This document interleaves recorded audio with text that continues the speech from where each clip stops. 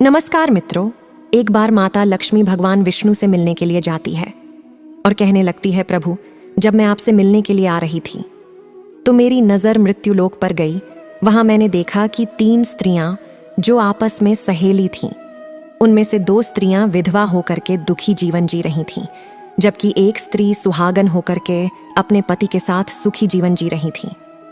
प्रभु, ये बात मेरी समझ में नहीं आई, इसलिए मेरे मन में 3 प्रश्न बुझने लगे। अब मैं आपसे ये चाहती हूँ कि आप मेरे तीनों प्रश्नों के उत्तर दे करके मुझे संतुष्ट करने की कृपा करें। मित्रों, इस प्रकार माता लक्ष्मी की बात को सुनकर भगवान विष्णु कहते हैं, हे लक्ष्मी, तुम मुझे अपने तीनों कष्ट बताओ। मैं तुम्हें तुम्हारे प्रश्नों के उत्तर देकर के पूरी तरह संतुष्ट करने का प्रयास करूँगा। अब माता लक्ष्मी कहती हैं कि हे प्रभु, मेरा पहला प्रश्न है कि कौन सी स्त्री समय से पहले विधवा हो जाती है। मेरा दूसरा प्रश्न है कि कौन सी स्त्री जीवन में कभी सुखी नहीं रहती है। मेरा तीसरा प्रश्न है, वह कौन सी चीज़ है जो पत्नी अपने पति को मांगने पर भी नहीं देती है।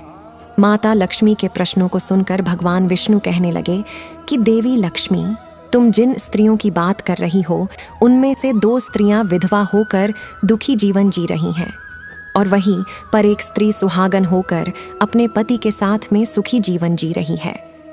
अगर आप जानना चाहती हो कि ऐसा क्यों है, तो मैं आपको एक कहानी सुनाता हूँ। इस कहानी को अंत तक ध्यान से सुनना, क्योंकि आधी अधूरी कहानी सुनने वाले को आधा अधूरा ज्ञान होता है, जो जीवन में कभी काम नहीं आता, क्योंकि तुम्हारे तीनों प्रश्नों के उत्तर इसी छोटी सी कहानी में समाये हुए हैं। यदि आपने ध्यान से सुना तो आपके तीनों प्रश्नों के उत्तर तो अवश्य मिलेंगे, साथ ही तुम्हें पूर्ण संतुष्टि होगी। साथियों, माता लक्ष्मी कहती हैं कि हे स्वामी, आप कहानी शुरू कीजिए। मैं आपकी कहानी को बड़े ध्यान से सुनूंगी, क्योंकि मुझे अपने तीनों प्रश्नों का उत्तर चाहिए। साथियों, कहानी शुरू करने से पहले मेरा आप सबसे अनुरोध है कि आप हमारे चैनल को सब्सक्राइब करें और पूरी कहानी को अंत तक ध्यान से सुनें, क्योंकि आज की कहानी आप सबके लिए बहुत ही महत्वपूर्ण होने वाली है। तो आइए आज कुछ नया सीखते हैं। भगवान विष्णु कहते हैं कि हे लक्ष्मी, सबसे पहले मैं आपको इस स्त्री की कहानी सुनाता हूँ जो सुहागन के रूप में सुखी जीवन व्यतीत कर रही है। देखिए, जिस सुहागन स्त्री की बात आप कर रही है, वह स्त्री एक राजा के नौकर की पत्नी है, और जिस नौकर की पत्नी है, इस नौकर को अपनी पत्नी पर पूर्ण भरोसा है कि वो पतिव्रता है। इसकी महिमा वह अपने साथियों में बार बार करता है। अब देखिए, एक बार की बात है कि इस राजा के नौकर ने अपनी पत्नी की प्रशंसा इतनी की, बात धीरे धीरे फैलती हुई राजा के दरबार तक पहुंच गई। फिर राजा ने अपने नौकर को बुलाया और कहा कि तुम हर किसी से कहते हो कि तुम्हारी पत्नी पतिव्रता है। क्या वास्तव में तुम्हारी पत्नी पतिव्रता है? क्या तुम्हें पूर्ण विश्वास है? नौकर कहने लगा कि मुझे पूरा विश्वास है, और पूरे से भी ज्यादा विश्वास है कि मेरी पत्नी पतिव्रता है। इतने में राजा का महामंत्री कहने लगता है कि यदि मैं तुम्हारी पत्नी का पतिव्रता धर्म खंडित कर दूं तो तुम्हें क्या सजा मिलनी चाहिए? फिर तो नौकर ने कहा, यदि तुम मेरी पत्नी का पतिव्रता धर्म खंडित कर दो तो महाराज मुझे फांसी लगा देना। उधर राजा का नौकर भी राजा से कहता है कि महाराज, यदि महामंत्री मेरी पत्नी का पतिव्रता धर्म खंडित नहीं कर पाए तो महाराज इन्हें क्या सजा मिलनी चाहिए? राजा ने कहा कि महामंत्री को भी फांसी दे दी जाएगी। भगवान विष्णु कहते हैं कि हे लक्ष्मी, मंत्री ने भी स्वीकार कर लिया और नौकर से कहा कि मैं क्या वस्तु लाऊं जिससे कि तू माने कि मैं तेरी पत्नी का पतिव्रता धर्म खंडित करने में सफल रहा। तो नौकर कहा, मंत्री, यदि तुम मेरे घर से जाकर मेरे विवाह के समय पर मुझे एक मटका मिला था और एक कटार मिली थी, वो मेरी पत्नी ने बहुत ही संभाल कर रखी है, जो सुहाग की निशानी मानी जाती है। यदि तू मटका या कटार लाकर मुझे दिखा दे तो मैं मान जाऊंगा कि तुमने मेरी पत्नी का पतिव्रत धर्म नष्ट कर दिया है। अब शर्त स्वीकार हो जाने के बाद में वह मंत्री शहर में जाता है और एक दूती से जाकर मिलता है। दूती हमेशा एक दूसरे को भिड़ाने का काम करती थी, और जो काम कोई नहीं करता था वो काम करने में वह पूर्ण सक्षम थी। इस प्रकार इस मंत्री ने उस दूती को अपने स्वार्थ के लिए बुलाया और इस दूती से कहा कि देखो, इस नाम का एक व्यक्ति है जिससे मेरी एक शर्त लगी है। और उस शर्त के बारे में दूती को सारा कुछ बता दिया। फिर वह उस दूती से कहने लगा, तू कैसे भी करके उस स्त्री से मेरा संपर्क करवा दे। तुझे जितना धन चाहिए मैं तुझे उतना धन दूंगा। इस प्रकार की मंत्री की बातें सुनकर दूती कहने लगी कि भाई, तू उस औरत के बारे में बात मत कर। वह औरत पूरी तरह से पतिव्रता है। वह तेरी ओर तो थूकेगी भी नहीं और तेरी शक्ल भी नहीं देखेगी। उसके परिवार के व्यक्ति खूंखार है, तेरी खाल उतार लेंगे। तो मंत्री कहने लगा, ठीक है, यदि तू मेरा उससे संपर्क नहीं करवा सकती है तो एक काम कर दे, उसके घर जाकर के मटका और कटार चुरा करके ला दे। उसकी पत्नी के गुप्तांग के पास में जो चिन्ह हो तो वह चिन्ह भी मुझे देखकर बता दे, फिर मैं तुझे मुंह मांगा इनाम दूंगा। यह बात दूती की समझ में आ गई और उसने कहा कि ठीक है, मैं तुम्हारा काम अवश्य करूंगी। नौकर शहर में रहता था। दूती नौकर के घर जाती है। उसकी पत्नी से जाकर बोलती है, हे बेटी, मैं तेरे पति की बुआ हूं, मैं कई बरसों के बाद आई हूं। फिर उस स्त्री ने कहा, आओ बुआ जी, मैंने आपको पहले कभी देखा नहीं, इसलिए पहचान नहीं पाई। इस प्रकार उस दूती को उस नौकर की पतिव्रता स्त्री ने बड़ा सम्मान दिया, मगर उसे क्या मालूम था कि यह उसके साथ में छल करने आई है। अब भगवान विष्णु कहते हैं कि हे देवी लक्ष्मी, इस प्रकार वह दूती उस पतिव्रता स्त्री के साथ 2 दिन तक रुकी। जिस समय वह स्त्री स्नान कर रही थी, उस समय वह दूती उठ करके उस पतिव्रता स्त्री की कमर मलने लगी। उस स्त्री ने बहुत मना किया, लेकिन वह दूती नहीं मानी। कहने लगी, मुझे तो बेटी से भी प्यारी लगती हो तो मना मत करो। काफी दिनों बाद तुम्हारी और मेरी मुलाकात पहली बार हुई है। अब ऐसा कहकर दूती उसके मुंह पर हाथ फिराने लगी और उसकी आंखों को धोने के बहाने से दूती ने उस पतिव्रता स्त्री की आंखों पर पानी मार दिया। पानी मारने से उस स्त्री की आंखें बंद हो गईं। उस स्त्री के गुप्तांग के पास में जांघ पर एक तिल था जो उस दूती ने देख लिया। समझो उसका काम बन गया। उधर स्नान करने के बाद जब वह पतिव्रता स्त्री रसोई में भोजन बनाने के लिए गई, तब दूती को मौका मिल गया और उसने नौकर के घर से वह मटका और कटार चुरा लिया और एकदम वहां से भाग गई। और जाकर दूती ने वो मटका और कटार उस मंत्री को दे दिए और उस पतिव्रता स्त्री के जांघ पर तिल की निशानी भी बता दी। फिर वह मंत्री मटका और कटार लेकर के सीधा राजा के दरबार में पहुंचा और राजा से कहा, मैंने नौकर की पत्नी के साथ में 2 दिन बिताए और यह मटक तथा कटार उसी के हाथों से लेकर आया हूँ। फिर तो राजा ने दरबार लगाया और नौकर को बुलाया और सीधा महामंत्री से मटका और कटार नौकर को दिखाने के लिए कहा। फिर राजा की आज्ञा पाकर मंत्री ने मटका और कटार दिखाई और उसकी पत्नी की जांघ पर तिल भी बताया। तो नौकर मान गया कि वास्तव में आज मेरी पत्नी ने अपना पतिव्रता धर्म पूरी तरह से भंग करवा लिया है। भगवान विष्णु कहते हैं, देवी लक्ष्मी। फिर तो राजा ने फांसी का दिन 15 दिन के बाद में रख दिया और कहा कि नौकर को 15 दिन के बाद में फांसी पर चढ़ाया जाएगा। और इस प्रकार से नौकर से उसकी अंतिम इच्छा पूछी।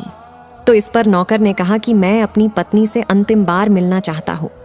इस प्रकार राजा ने उस नौकर को आज्ञा दी कि ठीक है, तुम अपनी पत्नी से मिल सकते हो।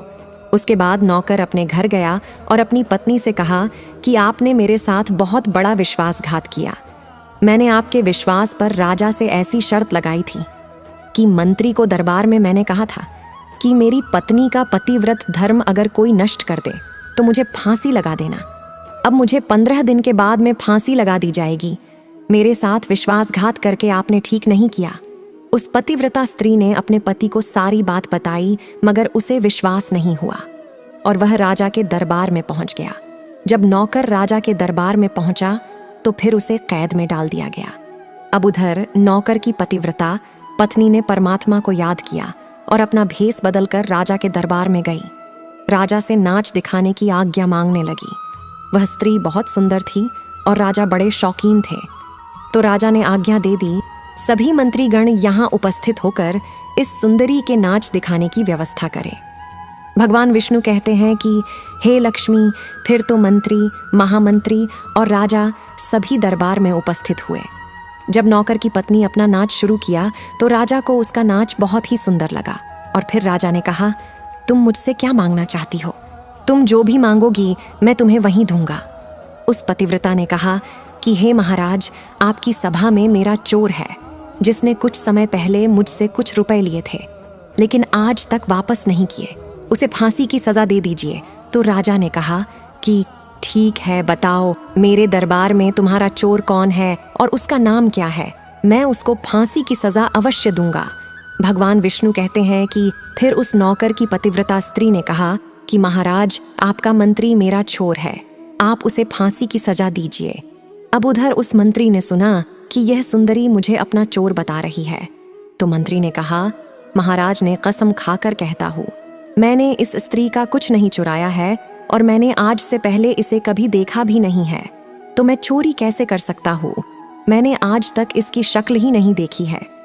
अब भगवान विष्णु कहते हैं कि लक्ष्मी जैसे ही उस मंत्री ने कहा कि मैंने आज तक इस सुंदरी की शक्ल ही नहीं देखी है, तो वह पतिव्रता कहती है कि महाराज, ये मंत्री मुझे जानता नहीं है, तो इससे यह पूछिए कि यह मटका और कटार कहाँ से लाया था।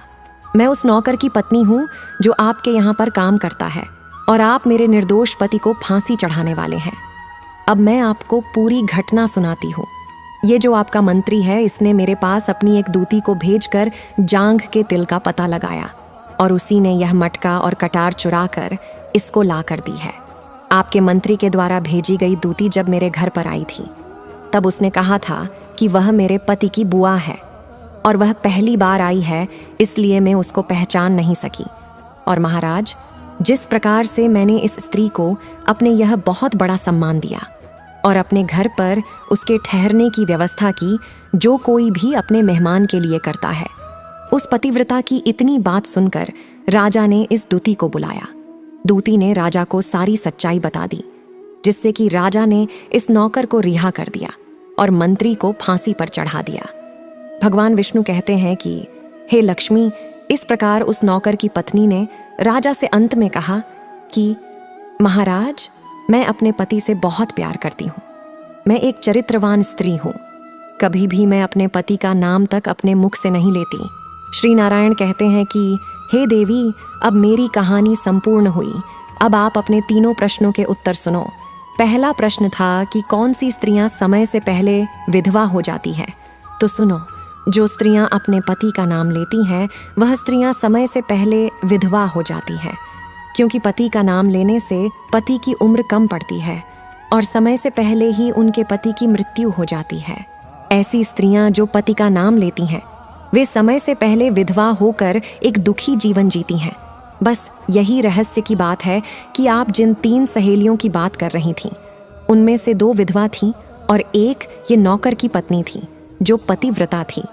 यह पतिव्रता स्त्री कभी भी अपने पति का नाम मुख से नहीं लेती थी और उधर यह दोनों स्त्रियां हमेशा अपने पति का नाम लेकर बुलाती थीं, जिसकी वजह से उनके पति की उम्र कम हुई और वे दोनों स्त्रियां समय से पहले ही विधवा हो गईं और आज वो दुखी जीवन जी रही हैं। इसलिए कभी भी स्त्रियों को अपने पति का नाम मुख से नहीं लेना चाहिए। अब आपका दूसरा प्रश्न था कि कौन सी स्त्री को जीवन में कभी सुख नहीं मिलता है, तो समझ लो, जो स्त्रियां बिना अपने पति की अनुमति के किसी तीर्थ स्थान या किसी उत्सव में जाती है, तो उनके जीवन में कभी भी सुख नहीं आता है। ऐसी स्त्रियां जीवन भर दुखी रहती हैं और उन्हें पति का प्रेम कभी नहीं मिलता। भगवान श्री नारायण कहते हैं कि हे देवी लक्ष्मी, आपका तीसरा प्रश्न था कि ऐसी कौन सी चीज़ है जो स्त्री अपने पति को मांगने पर भी नहीं देती। समझ लो, वह चीज़ गाली है और कोई भी चरित्रवान स्त्री अपने पति को गाली नहीं दे सकती, और जो स्त्री गाली देती है वो स्त्री चरित्रवान नहीं होती और ऐसी स्त्री जीवन भर रोती है। ऐसी स्त्री के जीवन में कभी सुख ही नहीं आता और समय से पहले ऐसी स्त्री विधवा हो जाती है। साथियों, इस प्रकार की कहानी सुनने के बाद माता लक्ष्मी पूरी तरह से संतुष्ट होकर श्री हरि से कहती है कि हे प्रभु, वास्तव में जो स्त्री चरित्रवान होती है वह कभी दुखी जीवन नहीं जीती, क्योंकि ऐसे घर में लक्ष्मी का सदा वास होता है। वह घर धन धान्य से हमेशा भरा रहता है। ऐसी स्त्रियां हमेशा घर को स्वर्ग बना देती हैं। मित्रों, यह वीडियो अगर आपको अच्छी लगी हो तो वीडियो को लाइक कीजिए और कमेंट में जय श्री राम, जय श्री महाकाल ज़रूर लिखें। वीडियो को अंत तक देखने के लिए आपका बहुत बहुत धन्यवाद।